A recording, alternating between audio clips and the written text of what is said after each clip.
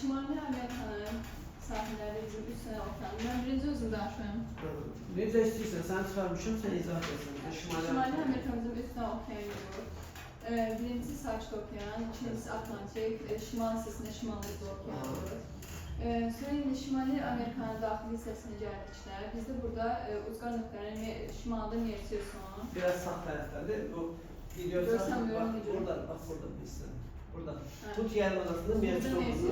Uzqar cənub nöqtəsi Panama ölkəsində. Şeydir. Mariato. Aha. Sonra qərbdə Saint Charles. Qərb hansı tərəfdir? Qərb bu tərəfdə, Uyes şəhərdə. Şərqdə böyle Şərqdə Saint Charles. Saint Charles. Bir də təkrarla, çünki çaşdın orada. Demək, şimalda. Şimalda Mersiyon, burada da. Cənubda Mariato. Şərqdə. Şərqdə Mənduz zonalardaydı. Bəli, şərqdə. Şərqdə Saint Charles. Qərbdə isə Uyes şəhərdə. Yaxşı. Sonra bizdə burada əsas 2 dənə dağlıq ərazilər yerləşir. Biri Apalaç dağları burada yerləşir, ikincisi də Karibik. Deməli, Amerikanın şərqi də, qərbi də dağlar var. Hər ikisi okeanlara paralel istiqamətdə, demək, şimaldan cənuba meridional istiqamətdə uzanır. Yəni, sahil xəttinə paraleldir. Onların arasında isə əsasən düzənliklər yerləşir, düzdür? Amerikanın relyef baxımından əsasən biz 2 yerə bölsək, qərbi daha hündür və seismik ərazilərdən daha fəal olan dağlıq ərazilərdən ibarətdir. Düzdür, onların arasında düzənliklər də var. Mərkəzi və şərq hissəsi isə nisbətən qədim ərazidir, müəyyən qədər platforma və qədim dağlardan təşkil olunur ki, sahil xəttinin çox parçalanması bu materikin hansı materikə bənzəməsinə səbəb olur? Avrasiya. Çox girintili, çıxıntılı, ada və yarımadalardan, körfəzlərdən ibarət olan bir materikdir, bəli. Vaxtı ilə hansı materiklə birlikdə Lavrasiyanın tərkibi səbəb olub? Lavrasiyanın tərkibi səbəb olub.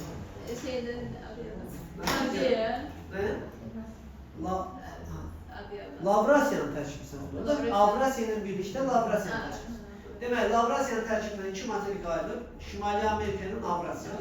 Qalanları isə Gondvananın tərkibi hissəsinə ayrılır. Gondvanadan ayrılanlar cənubda olan 4 materik, Cənubi Amerika, Afrika, Antarktida, Avstraliya, bir də Ərəbistan və Hindistan platformu var. Düzdürmü? Yaxşı. Deməli, bu elə əvvəllər zaten Avrasiya ilə birlikdə olub, sahil xəttinə görə deyil, Avrasiya bənzər. Yəni, çox parçalanmasına görə. Buyur. Deməli, burada mənim Alyaska var. Yarımadası var. Alyaska yarımadası var. Sonra gəlirik bu sahil, burada sahil var. Sura dağları, Zavan dağları, Kaynazoy dəyəranı. Sonra qayalı, böyük qayalı. Şərq hissədə qayalı dağları. Şərq hissədə qayalı dağlar var. Burada da Kaskad dağları var. Demək, onun sahil dağlarının cənub hissəsi. Deməli, onun koordiniyeri biz 3 hissəyə bölsək, qərbi hissə, sahil sıra dağları, Kaskad dağları, Meksikada ona Sierra Madre edirlər. Şərq hissə isə qayalı dağları. Onlar arasında düzənliklər yerləşir. Hansılar idi onlar? Böyük Hövzə. Böyük Hövzə. Sonra cənubunda Colorado çayının ətrafı, Colorado yaylası və ya Platos deyilir. Plato demişdik, yaylanın nisbətən daha hamar olan hissəsidir. Cənubda da Meksika yaylası. Əsasən bu mərkəzi koordiniyerdir. Deməli, koordiniyer dağlarını 3 hissəyə bölsək, şərqi koordiniyer qayalı hissə, qərb hissə sahil sıra dağları, Kaskad dağları, mərkəzdə isə yaylalar yerləşir. Böyük Hövzə, Colorado və Meksika yaylaları əsasən bu hissəyə düşür. Bu hissə tamamilə geosinklinal ərazidir. Demək, xüsusilə qərb hissəsi daha çox fəaldır. Çünki o hissə Kaynazoyda yaranır, sahil sıra dağları, Kaskad dağları. Ki, Amerikanın ən hündür və ən alçaq hissələri burada yerləşir. Ən maksimal hündürlüyü nə qədər idi? 6194. Hansı dağ idi? Makkinli dağı. Burada yaxşı, Makkinli dağı. 6194 Makkinli dağı demək ona Deniali zirvəsi deyirik biz. Ən çökəkliyi isə buradaydı. Hansı idi ən çökək isə? Ölüm dərəsi. Nə qədər idi? Mənfi 86 metr, bəli, o gün səviyyəsindən aşağıdır bu hissədə. Mənfi 86 metr, yaxşı görünmür biraz şeydir. Sonra mən düzənliklər də var həmçinin. Qıyla başlayan düzənliyin adı yadından çıxır. Colorado, Meksika, Böyük Hövzə onların qeyd edildiyi şərqi koordiniyerdə. Burada mənim burada Mississippi var. İndi şərq hissəyə baxırıq. Amerikanın şərq hissəsi qədim ərazidə platformadır. 2. Onun şimal hissəsində yerləşən düzənliklər qədim dövr buzlaşmasına məruz qaldığına görə o düzənliklərin üzərində nələrə rast gəlinir? Hansı relyef vahidlərinə? Çoxlu göl çuxurları və yastı təpələr, morellər. Məhz bunlar sübut edir ki, onlar o ərazilər dördüncü dövr buzlaşmasına məruz qalır. Burada yerləşən göllər ətrafında olan mərkəzi düzənliklərdir, məsələn onlardan biri. Budzon ovalığıdır, onlardan biridir ki, buzlaşmaya məruz qalan əsas ərazilərdir. Sonra şimalda sahil xəttinin çoxlu adalara parçalanması, buzlaşmanın izləridir. Cənubda və hansı ovalıqlar mövcud idi? Burada Mississippi ovalığı, bir də Meksika yanı ovalığı. Doğrudur, bir də Atlantik yanı vardı. Atlantik yanı O da bu hissə Meksika yanıdır, bu hissə Meksika yanı. Bura Mississippi, bu da Atlantik yanıdır. Sonra Atlas dağları dedik. Atlas dağlarının hündürlüyünü xatırlayırsan? Nə qədərdir? 2037 metr Lidya dağı. 2037. Zaten fiyal değildir. Xeyr, qədim dağdır, ona görə alçalır. Bu ərazi hansı təbii sərvətlə xüsusilə məşhurdur Amerikada və dünyada?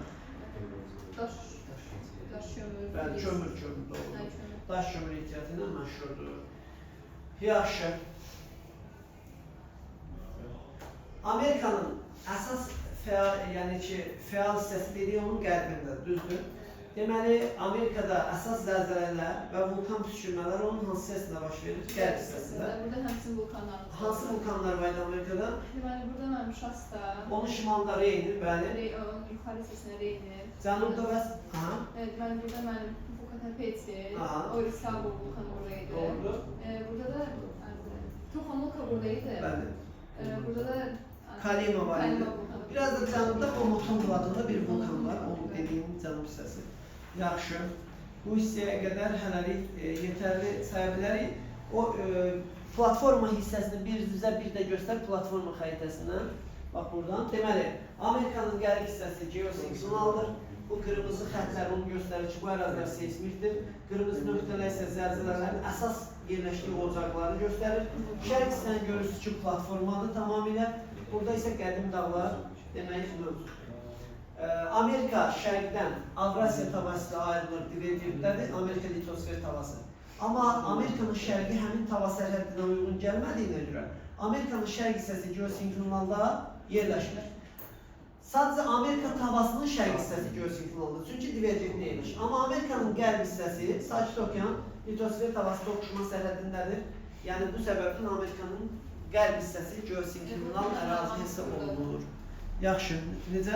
Elə vulkanların hamısı burada. Bəli. Doğrudur, yaxşı. Gələn işlərlə biraz da çalışmaq lazımdır, hələ zəif nöqtələrimiz var.